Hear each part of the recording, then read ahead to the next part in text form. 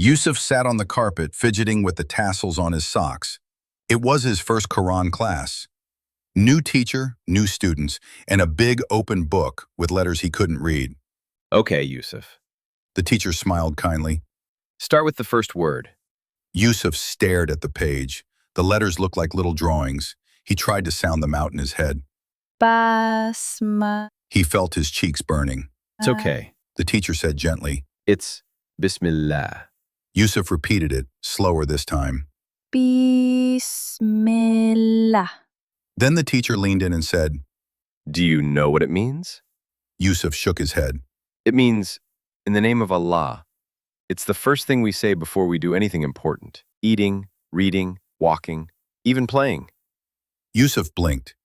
Even playing? The teacher nodded. Even playing.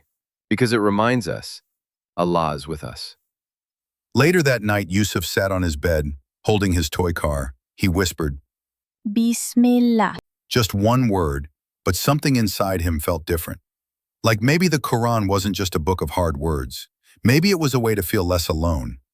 Your child's journey with the Quran can begin with one word, just like Yusuf. Start learning today,